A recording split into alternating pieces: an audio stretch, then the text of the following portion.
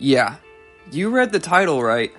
I doubt many of you know what Super is, but it is hands down the darkest, most realistic take on a superhero movie that I have ever seen. I've had two perfect moments in my life. This is not about good and evil. This is about I had her, and you didn't. There's a plan for you, Frank. Some of his children are chosen.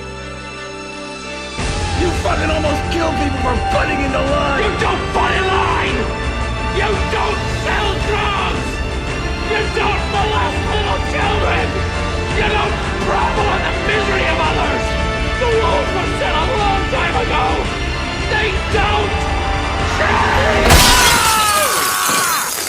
What the fuck is that? Face the wrath of the Crimson Bolt. Hi, I'm Cone, and I like James Gunn. You know him, you love him. Well, unless you're a Snyder meat writer.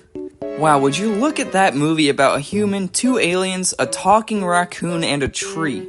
Who would have thought that anyone would have taken this movie seriously? 11-year-old me sure as hell didn't think so, but my brother insisted that we go and see it, so we ended up doing a double feature of Abnormally Large Ninja Turtles and Guardians of the Galaxy.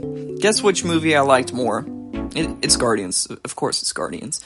Guardians of the Galaxy 2 was equally great too. Mantis, look out! James Gunn proved that he knows how to make a good movie. Then there was this whole cancel culture fiasco where Marvel Disney fired him for some old, distasteful tweets he made in the past. That led him to getting a gig at DC, and he got to make the Suicide Squad. We don't talk about the other one, though. For a short moment, it felt somewhat dreadful thinking that he wouldn't be making Guardians 3. I remember hearing that Dave Bautista wouldn't return if James Gunn wasn't behind the director's chair. Thankfully, though, through some miracle, Marvel rehired James to return and finish his trilogy. My god, I cannot express how good Guardians 3 is. I saw it twice. Many years ago, I didn't think I could take a talking raccoon seriously, yet here I am, bawling my eyes out at the same talking raccoon. Every nerd and their geeky grandma knows that James Gunn is now running the DC Cinematic Universe. Not a lot of people seem to have faith in the man, especially Snyder cultists, but has the man not proven himself? He could have easily cashed out on Guardians 3 after the way Marvel treated him, but he still delivered one of the best superhero movies ever. Most trilogies usually end up having a good first installment, an amazing sequel, and then a mediocre to bad third movie. You know, good, great, bad, good, great, bad, good, great, oh my god, stop before I come. So you know how I mentioned Gunn's questionable tweets? Well, okay, imagine if you took those tweets and made it into a movie. We all know that James Gunn is a superhero guy. I mean, the guy is literally running DC Studios. But way back then, he obviously couldn't make a Superman movie, for example. I mean, he was working with IFC for this film, not Marvel or any other big studio. So James would have to build a superhero from the ground up. The Crimson Bolt. First, you need someone to play this hero. Someone swole, hot, and charismatic. It's that one guy from The Office. Yeah. Now he needs a superpower. Superman can soar through the sky, Spider-Man can swing through New York City, the Hulk can hold two halves of a planet together. He beats people to death with a pipe wrench.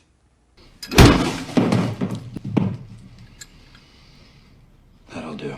Next, he needs a dark origin story, one that will set him on a path to true heroism. Batman's parents were mercilessly murdered in front of him when he was just 8 years old. Rocket Raccoon was experimented on from a cub to an adult, his body and mind being mutilated and contorted to become humanoid. Magneto was a survivor of the Holocaust. I don't need to go more in depth with that. I mean, I think the Holocaust says enough. But what about the Crimson Bolt? His wife left him.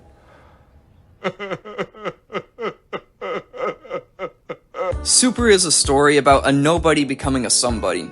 For example, there's Taxi Driver, there's Nightcrawler, there's Joker. Well, Joker is basically just a remake of Taxi Driver, but you know what I'm getting at. Dwight, yes, I know his name is Frank, or Rainn Wilson, but I'm only referring to him as Dwight, has lived a life of humiliation, ridicule, and shelter. His life has been so sad that he has only ever had 2 perfect moments. Dwight claimed that when he first met Sarah, he heard the voice of God himself tell him to marry her. Marry her. And I recently found out that God is voiced by Rob Zombie, and I think that is fucking hilarious. Liv Tyler, in every single movie she's ever been in, is always quiet, depressed, and bored. Usually I'd say she's an extremely boring actor, but it works in this movie, but that's only because she's playing a drug addict. And she leaves Dwight for Kevin Bacon, so she can get more drugs. So obviously we have our villain, JD's and Lettleman. Don't listen to him! Do not listen to him! Hey, why are you hitting my car? That's seriously fucked up. Give her back to me! What? You don't know who I am, so I'm gonna give you one last warning. Out of the fucking kindness in my fucking heart, don't fucking touch my car again.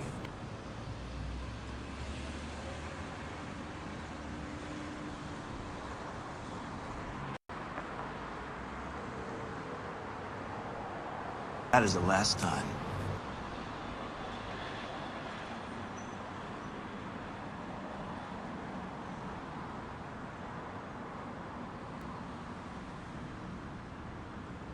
I'm going. That's not the kind of touching I meant. He also has 2 henchmen played by Michael Rooker and Sean Gunn. I like it when directors work with the same actors. Christopher Nolan will always have Cillian Murphy. Sam Raimi will always have Bruce Campbell. Rob Zombie will always have his wife. Hell, Tarantino will always have Jackson Pitt and Lerner de Kerperkorn. You know Michael Rooker as Yondu and that guy from the start of the Suicide Squad. I'm Mary Poppins, y'all! James had his brother play a fucking weasel in the same movie. He also played as Calendar Man, which I thought, that's good casting right there. Hey, Polka Dot Man, I was hoping you'd entertain my kid's birthday party. You fucking pussy! Nathan Fillion also has a small role as the Holy Avenger, who faces off against Devil's Will, played by the director man himself.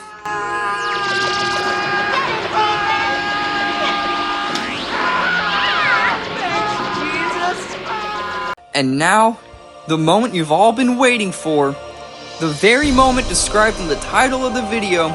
It is much weirder than you thought it was going to be, much weirder than you could have ever guessed, the fingering from the Almighty himself.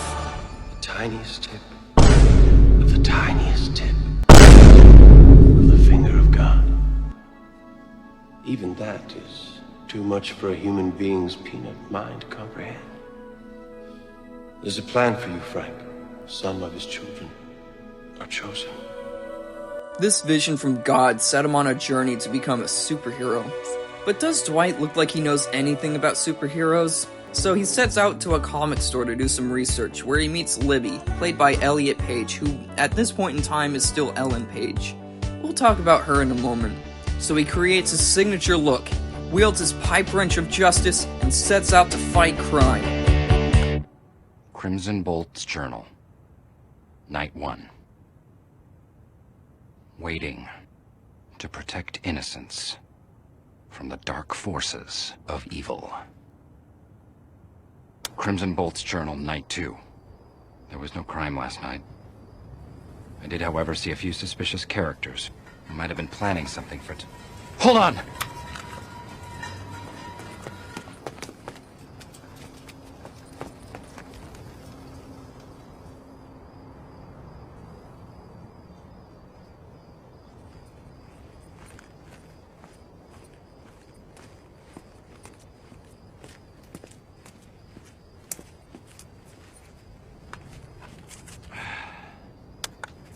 It was just a box. It takes him a while, but eventually he gets the hang of it. Kind of. So, Dwight gets shot and stops by Libby's place for help.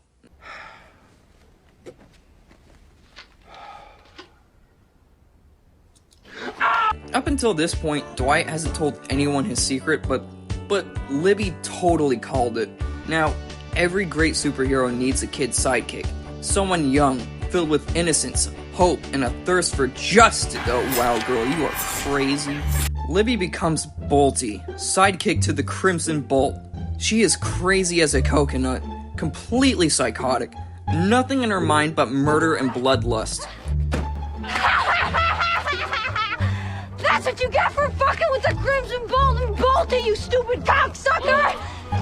And now your legs are gone! It's called internal bleeding, fucker! And then you die! You tell everyone you know that anytime some stupid fucking bastard wants to commit some gay-ass crime, that Crimson Bolt and Bolty are gonna be there to crush the little fucking evil heads in! Hey! There's a part where she gets Dwight to beat up a guy for keying her friend's car. Ow, my arm! Breaking's just like when you got shot!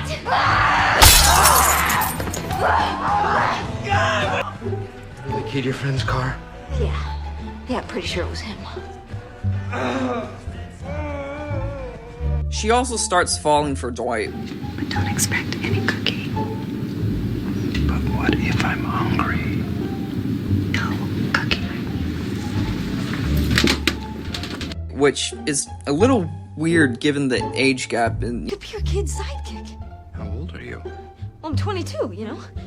But compared to you, I'm a kid, right? it gets so far that she ends up... Well, there's this one scene where she... Well, let's just say she... Yeah, I'm not a fan of that scene either. Anyway, if you're looking for a dark comedy about a sad man pretending to be a superhero, then this movie is for you. It's wacky, it has a fair bit of cringe humor, and this movie has a happy ending. 100% happy ending. Nothing bad happens to anyone at the end. Just fuck off, phone. Nothing bad happens to anyone at the end. Just trust me, bro. Anyway, to the 15 of you that are watching this, I'm glad you got this far and I hope you enjoyed it. I know that the audio quality is not great, but I mean, I'm recording on an iPad at the moment. I'll get a proper mic one day, I swear. Anyway, leave a comment or something. Tell me what you liked, what you didn't like the video if you loved it, dislike it if you'd rather watch me get thrown out of a plane. Any feedback at all would help me a ton. Anyway, hit that subscribe button with the bell, and, you know, if you do so, maybe I won't beat you to death with a pipe wrench. Ah!